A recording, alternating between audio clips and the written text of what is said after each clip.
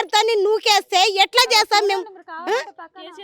కేసీఆర్ ఉన్నప్పుడు ఆయన ఎక్కడున్నాడో చల్లగుండని కానీ మళ్ళా మాకు పేదల పథకాలు కాదు. ఆయన కూసున్న జాగలో మాకు అన్నం వచ్చింది, కూసున్న జాగలో అన్నం వచ్చింది కేసీఆర్కి. ఇప్పుడు ఏం లేదు, దొంగ పాలన వచ్చింది, దొంగ పాలన వచ్చింది. ఇప్పుడు మమ్మల్ని కూడా పాలన తీసుకుంటే బాగుంటుంది, అట్లయిపోయింది.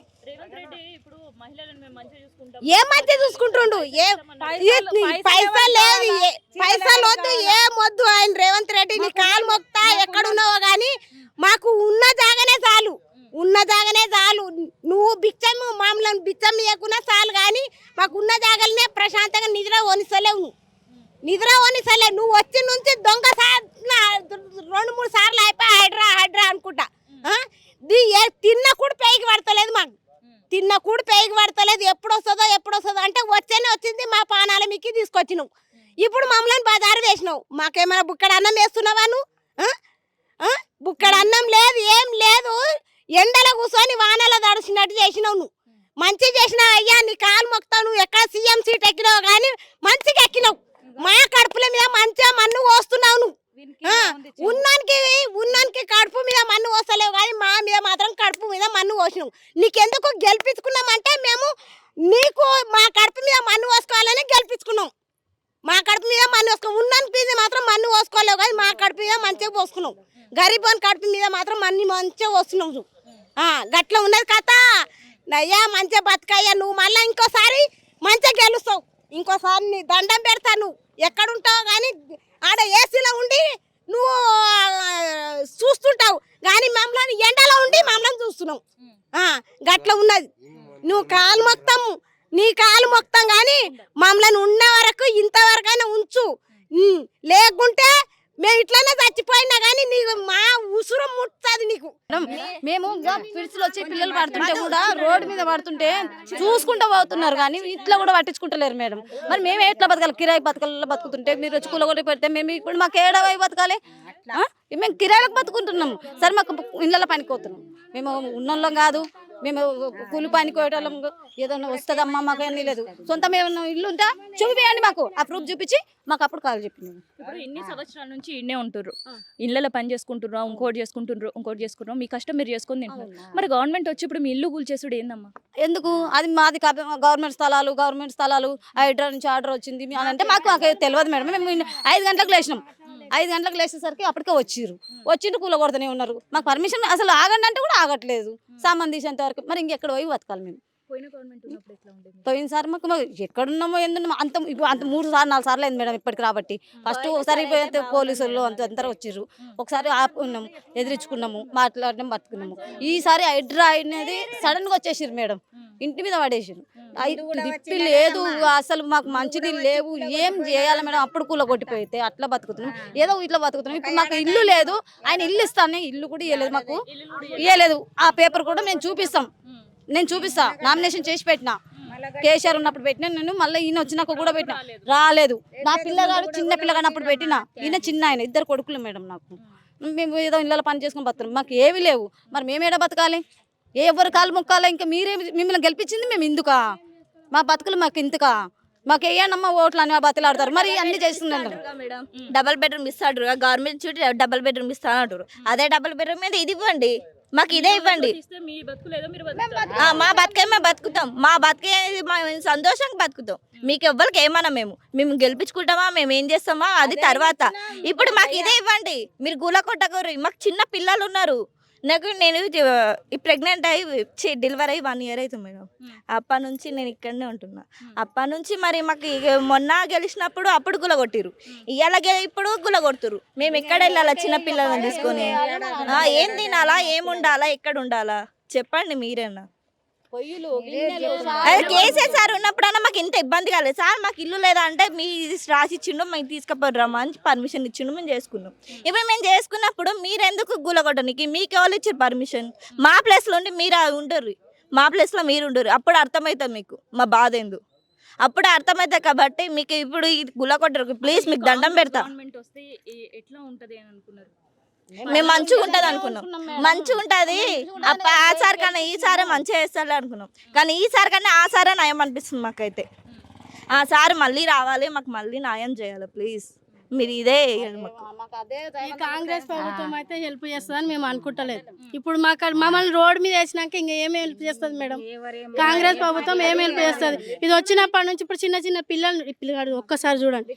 ఈ పిల్ల దళితుల రిజర్వ్ పోరాట గ్రేటర్ అజయ్ మాది అని మాట్లాడుతున్నా. ఆదివారం సెలవు దినాన్ని అడుగుక వీళ్ళు ఏది చెప్పకుండా వీళ్ళకు నోటీసులు ఇవ్వకుండా మన దళితులను ఎక్కడైనా సరే ఈ బీదలను నోటీసులు ఇచ్చి వాళ్ళు చేసేది ఉండే. ఆదివారం సెలవు దినం నాడు వచ్చి చేసేది కరెక్ట్ కాదు.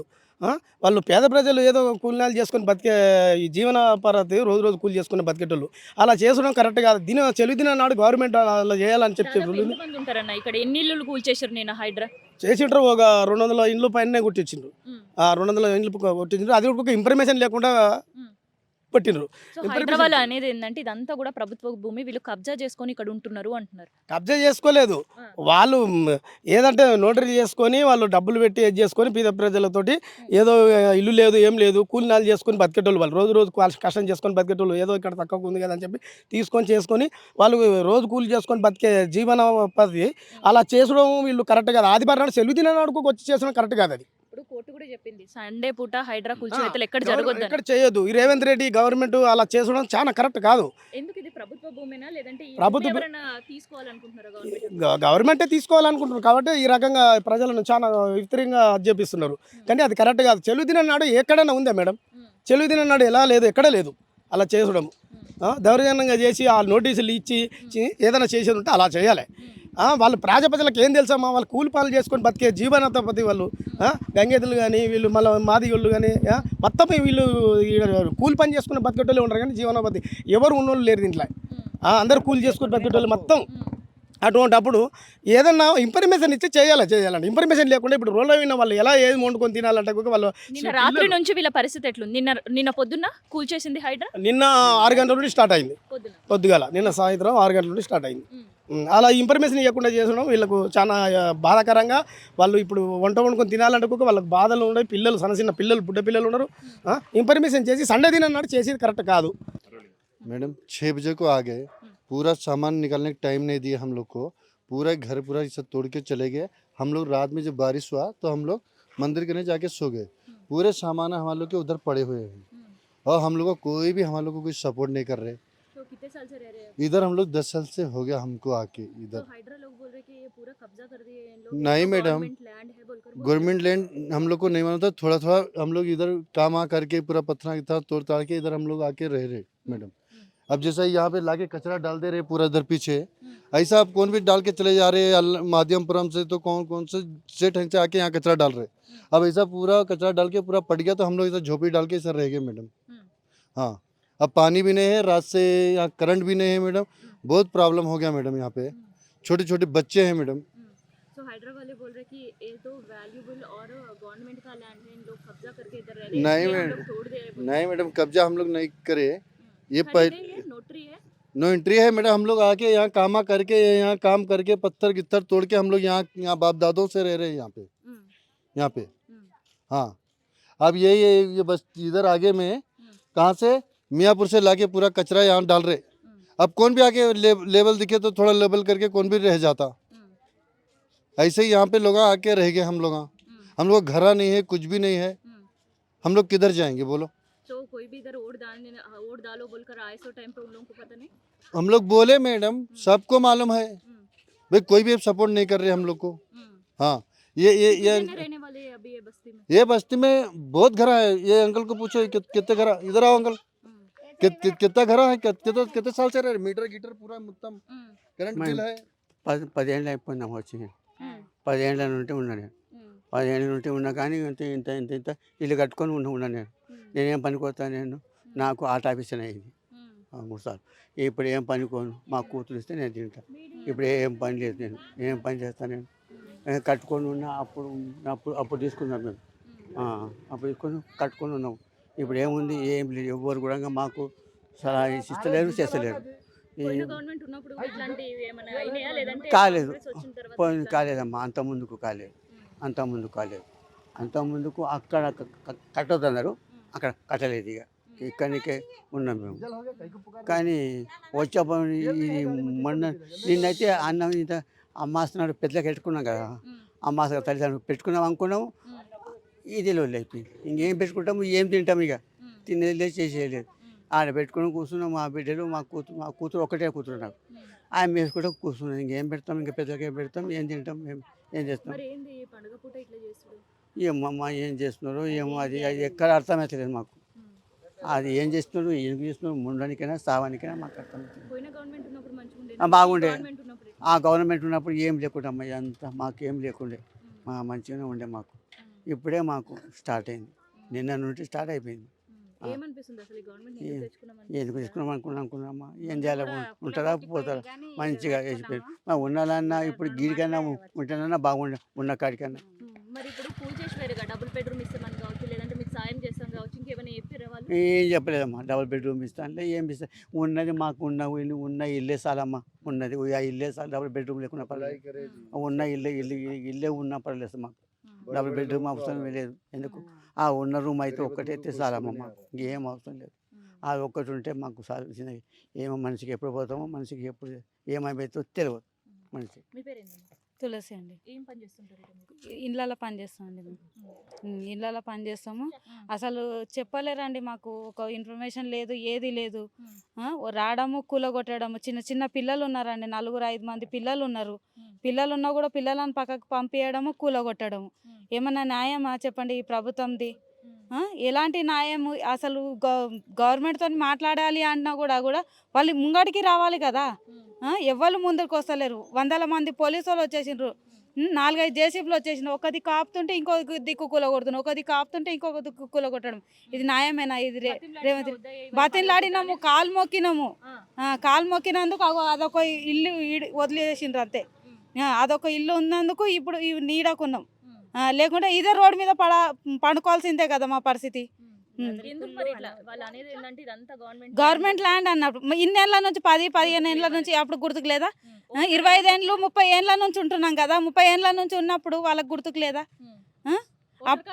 ఓటర్ కార్డ్స్ ఉన్నాయి, అన్నీ ఉన్నాయి. మాకు రేషన్ కార్డు ఉంది, ఓటర్ ఐడి కార్డు ఉన్నది, నీళ్ళ కనెక్షన్ వస్తుందని చెప్పిండ్రు, కరెంట్ ఉంది. ఇది కరెక్ట్ కాదు కదా. అందరు ఏమంటున్నారంటే పైసలు ఇచ్చిండ్రు, పైసలు ఎవరికి ఏమి ఇవ్వలేదు మేము, రూపాయి కూడా. మేము 10 రూపాయలు వేసి మేము మట్టి పోపించుకొని మేము కట్టుకున్నాము, అంతేగాని ఎవరికి 1 రూపాయి ఇవ్వలేదు మేము. అందరినీ ఇవన్నీ పుకార పుట్టిస్తున్నారు, ఒకళ్ళకి మించి ఒకరు పుకార. బాగుండే అప్పుడు కేసీఆర్ ఉన్నప్పుడు బాగుండే, ప్రశాంతం ఉండే. 10 ఏళ్ళు కానీ మేము ప్రశాంతం ఉండే. ఇప్పుడు కొత్త గవర్నమెంట్ వచ్చినప్పటి నుంచే ఇవన్నీ మాకు బాధలు అయిపోతున్నాయి. ఇప్పుడు ఈ పని ఈ బస్తీ పేరేంటి? కేవలం ఇది ఒక్క బస్తీ అయినా హైడ్రా తోటి ఇబ్బంది పడుతుంది? ఇక్కడ దాదాపు ఒక 4 బస్తీలు ఉన్నాయమ్మా. గాలిపోచమ్మ బస్తీ, బాలయ్య బస్తీ అండ్ ఇంకో 2 బస్తీల పేర్లు గంగిరెద్దుల బస్తీ అని చెప్పేసి ఉందమ్మా. సో నిన్న పెద్దరామాస ప్రభుత్వం కనికరం చూపించకుండా పొద్దున 6 గంటల నుంచే ఏదో ఒక రాజ్యం మీద దండెత్తినట్టుగా 30 బుల్డోజర్లు వేసుకొని వచ్చిందమ్మా ఇక్కడ. అండ్ ప్రజలు వాళ్ళు ఉన్నా సరే సామాన్లన్నీ బయటికి లాగి మరీ మొత్తం కూలగొట్టిరమ్మా. అండ్ 2023 కంటే ముందు చూసుకుంటే దీనికి మొత్తం కూడా రేవంత్ రెడ్డి గారి ఎంపీ ఆయన ఇక్కడికి వచ్చి ఓట్లు అడిగినప్పుడు మరి ఇదంతా బస్తీ గవర్నమెంట్ స్థలాలలో కట్టుకున్నారు, మరి వీళ్ళని ఓట్లు అడగొద్దు, ఇది తప్పు అని చెప్పి ఆయనకు తెలియలేదు. ఓటర్ ఐడి కార్డు కూడా ఉన్నాయి ఇక్కడ ఉండే బస్తీ వాళ్ళకి. దీనికి ఓటర్ ఐడి ఉన్నాయి, వాటర్ కనెక్షన్స్ ఉన్నాయి, ఎలక్ట్రిసిటీ బిల్స్ ఉన్నాయి, ఎవ్రీథింగ్ ఉన్నాయమ్మా, ఎవ్రీథింగ్ ఉన్నాయి. ఇవన్నీ మరి జిహెచ్ఎంసీ అధికారులకు ముందు నుంచి తెలియదా ఇవన్నీ కనెక్షన్స్ ఇచ్చే ముందు? అండ్ ఇక్కడ వీళ్ళు ఉండబట్టి కూడా దాదాపు ఇల్లు కట్టుకొని 15 సంవత్సరాలు అవుతుంది, దానికి 15-20 సంవత్సరాలు అవుతుంది. దానికంటే ముందు ఇక్కడ క్వారీస్ ఉండేవి ఒక 30-40 ఏళ్ళ కింద నుంచి. సో ఇక్కడ క్వారీస్ బండలు కొట్టుకున్న వాళ్ళే ఈ లెవెలింగ్ అంతా చేసుకొని వాళ్ళు ఎంత చిన్న గుడిసెలు రేకులు వేసుకొని ఉంటున్నారు. అండ్ దాంతోపాటు అక్కడక్కడ వేరే ఆటో నడుపుకునే వాళ్ళు, చిన్న వ్యాపారం చేసుకునే వాళ్ళు వచ్చి ఇక్కడ ఉంటున్నారమ్మా. అది సరే ఏంటి అంటే ఒకవైపు హైడ్రా ఏమో ఇది ప్రభుత్వ భూమి కబ్జా చేసేసారు వీళ్ళు, నేను అందుకనే వచ్చి కూల్ చేస్తున్నామని హైడ్రా ఎప్పుడైతే చెప్తుంది. కాకపోతే దాన్ని బియాండ్ మనం చూస్తుంటే జిహెచ్ఎంసీ వీళ్ళకి పర్మిషన్స్ ఇచ్చింది, హౌస్ నెంబర్స్ ఇచ్చింది, వాటర్ బోర్డు వచ్చి వీళ్ళకి వాటర్ కనెక్షన్ ఇచ్చింది, ఎలక్ట్రిసిటీ బోర్డు వచ్చి మీటర్లు పెట్టింది. మరి ఇవన్నీ కూడా వాళ్ళకి తెలియదా? అవి కూడా గవర్నమెంట్ డిపార్ట్మెంట్సే కదా. ఇప్పుడు మీరు ఇక్కడ చూసుకున్నట్టయితే ఏరియా మొత్తం కవర్ చేస్తే మీకు ఎక్కడ కూడా ఇప్పుడు గవర్నమెంట్ భూమి అయితే దాంట్లో మనకి నోటీస్ బోర్డు అనేది ఉంటుంది, this land belongs to some finance board ఏదో ఒకటి ఉంటుంది. మీరు మొత్తం చూడండి ఇక్కడ ఏమీ లేదు. సో గత 20 సంవత్సరాల కింద ఇక్కడ మొత్తం క్వారీస్ ఉన్నప్పుడు గవర్నమెంట్కి ఇక్కడ కనీసం చూడలే, పట్టించుకోలే. ఎప్పుడైతే ఇక్కడ జనసంచారం వచ్చి కొంచెం నివాసం ఉండతగినట్టు ఉంటుందో అప్పుడు వీళ్ళకి కన్నుబడ్డది. ప్రీవియస్గా ఇప్పుడు కాంగ్రెస్ ప్రభుత్వం చూసుకుంటే ల్యాండ్లో ఆప్షన్లు చేసి డబ్బులు సంపాదించుకున్న మోటివ్లో ఉంది. సో ఇక్కడ కూడా సేమ్ అదే ఇంప్లిమెంట్ చేద్దామని చెప్పేసి అదే దృక్పథంతో ఉంది. అంటే ఇక్కడ ల్యాండ్ వాల్యూ ఏమైనా పెరిగిందా? అంటే ప్రభుత్వం ఇక్కడ ఆక్షన్ వేయాలి అనే ఆలోచనలు ఉంది అంటే ఇన్ జనరల్‌గా ఎప్పుడైతే ల్యాండ్ వాల్యూ పెరుగుతుందో లేదంటే అది ప్రైమ్ ఏరియా అవుతుందో అప్పుడే డెఫినెట్గా ఇప్పుడు మీరు బ్యాక్ సైడ్ చూసుకుంటే ప్రతినరం అది. అండ్ ఇక్కడ ఒక 1.5 మంత్ బ్యాక్ సైడ్ చూసుకుంటే మనకి కూకట్పల్లి హౌసింగ్ బోర్డులో గోద్రేజ్ కంపెనీ వాళ్ళు దాదాపు 40 నుంచి 70 కోట్లకు per ఎకరం లాగా ఒక 4.5 acres 5 acres అక్వైర్ చేసుకున్నారు. సో దానికి నియర్ బై ఉన్న ల్యాండ్ ఇది ఒకటి. అండ్ ఇది చూసుకుంటే మనకి బాచ్పల్లి నుంచి దగ్గర గాజుల రామారం, షాపూర్, జీడిమెట్ల, కూకట్పల్లి హౌసింగ్ బోర్డు నుంచి ఒక 3-4 రూట్స్ ఉన్నాయి. సో గవర్నమెంట్ కన్ను దీని మీద పడి ఇక్కడ ఈ ల్యాండ్ని దోచుకోవాలని మెయిన్ మోటివ్ ఉంది వాళ్ళది. సో దాదాపు నిన్న కూల్చిన ఇల్లు వల్ల ఎన్ని వందల మంది నిన్నటి నుంచి రోడ్డు మీదే గడపాల్సిన పరిస్థితి? దాదాపు చూసుకుంటే ఒక 80 నుంచి 100 కుటుంబాలకి వారికి రోడ్డు మీద ఉంటున్నారమ్మా. మిగతా వాళ్ళు వచ్చి వాళ్ళ బంధువులు వాళ్ళ మిత్రుల ఇంటికి వెళ్ళిపోయారు. నిన్న రాత్రి పడ్డ వర్షానికి కార్ల షెడ్ల కింద ఒక్కొక్కరు వేరే అరుగుల కింద పోయి వాళ్ళ సామాన్లు పెట్టుకొని పడుకుంటున్నారు మా రాత్రి నుంచి కూడా. వాళ్ళకి ఇక్కడ వాళ్ళు నిన్న మొత్తం కూలగొట్టినప్పుడు కూడా ఎలక్ట్రిక్ వైర్లు అన్ని ఉన్న పలంగా గులగొట్టారు. పవర్ కూడా తీసేసిండ్రు, పవర్ మొత్తం తీసేసారు. పవర్ అనేది మెయిన్ పవర్ కట్ చేసారు. బట్ ఎలక్ట్రిక్ వైర్లు అలా కూర్చి వెళ్ళిపోయారు. వాళ్ళు వెళ్ళిపోయిన ఈవినింగ్ పవర్ సప్లై ఆన్ అయినప్పుడు మరి ఎవరికైనా షాక్ కొడుతుంది, మళ్ళీ ఎవరైనా అవుతుంది అని ఆ మాత్రం కూడా ఇంగిత జ్ఞానం లేకుండా పోలీసు వాళ్ళు వికృత చాష్టలు ప్రదర్శించారు ఇక్కడ మొత్తానికి. సో ఇది వరకు ఎప్పుడైనా ఇట్లాంటి కూల్చివేతలు కావచ్చు, అట్లీస్ట్ వీళ్ళకి వచ్చి చూడడం కావచ్చు, గత ప్రభుత్వంలో ఏమైనా ఉండేనా? గత ప్రభుత్వంలో ఇలాంటి పెద్ద కూల్చివేత పెద్ద ఎత్తున ఎప్పుడు కాలేదు. ఎవరైనా ఒకరు ఇల్లీగల్ గా కొత్త జాగాలలో వస్తే మున్సిపల్ వాళ్ళు వచ్చి ఒక నోటీస్ ఇచ్చి అక్కడ వరకు ఇచ్చి వెళ్ళిపోయారు. బట్ ఇలా ఎక్కడ మాత్రం ఇలా చేయలేదు. ఎవరైనా ఇల్లీగల్ గ్రాబర్స్ వచ్చి చేస్తే వాళ్ళు నోటీస్ ఇచ్చి వెళ్ళారు వాళ్ళు తప్ప ఇలా ఎవరు కూడా మీద పడి ఎట్ టైం వితౌట్ ఇన్ఫర్మేషన్ తో ఎవరు కూల్చలేదు. హైడ్రా ఈ బస్తీలపైన పడి హై రైజ్ బిల్డింగ్స్ కావచ్చు, అపార్ట్మెంట్స్ కావచ్చు, షాపింగ్ మాల్స్ వాటిని వదిలిపెడుతుంటే ఏమనిపిస్తుంది? డెఫినెట్గా వాళ్ళు పెద్ద బిల్డర్స్ని టచ్ చేయరండి. ఎందుకంటే వాళ్ళకి ఫండింగ్ కావాలి గవర్నమెంట్కి రన్ చేయాలంటే ముఖ్యంగా. అండ్ ఇక్కడ వీళ్ళని టచ్ చేస్తే ఏంటంటే వీళ్ళని చూసుకునే వాళ్ళు లేరు. ఇప్పుడు చూసుకుంటే ఇక్కడ ఈ కాన్స్టిట్యున్సీలో బీఆర్ఎస్ ఎమ్మెల్యే గారు ఉన్నారు. ఆయన ఇప్పుడు ఎలాంటి సపోర్ట్ లేదు. ఇప్పుడు ఆయన దగ్గర నుంచి ఎంపీ వచ్చేసి మనకు బీజేపీ ఉన్నారు. సో ఇక్కడ ఎలాంటి సపోర్ట్ లేదు కాబట్టి వీళ్ళు ఇంత వికృత చాష్టాలు ప్రదర్శిస్తున్నారండి ఇక్కడ. ఇదండి ముఖ్యం. ఓన్లీ ల్యాండ్ వాల్యూ పెరిగింది, ఇది అమ్ముకోవాలని మాత్రమే ఆలోచన, లేదంటే నిజంగానే ప్రభుత్వం భూమి కాపాడాలి, పేదలకు వంచాలి, లేదంటే ఇక్కడ ఏదైనా ఇల్లు కన్స్ట్రక్షన్ చేసి వాళ్ళకి ఇవ్వాలి, అట్లాంటి మన ఆలోచన ఉందనిపిస్తుంది ప్రభుత్వం? ఇప్పుడు ఈ మనమున్న గాజుల రామారం చుట్టుపక్కల అండి బాచ్పల్లి దగ్గర నుంచి గండి మైసమ్మకి వెళ్ళే దారిలో కానీ అండ్ ఇక్కడ లాల్ సాబ్ కూడా కానీ చాలా ప్రభుత్వం చాలా అడవిలాగా అలానే మిగిలిపోయిందండి. ఇన్ కేస్ ప్రభుత్వం నిజంగా చేయాలనుకుంటే అక్కడ కొన్ని బిల్డింగ్లు కట్టడం కానీ ఏదైనా స్కూల్స్ కాలేజ్ కట్టవచ్చు.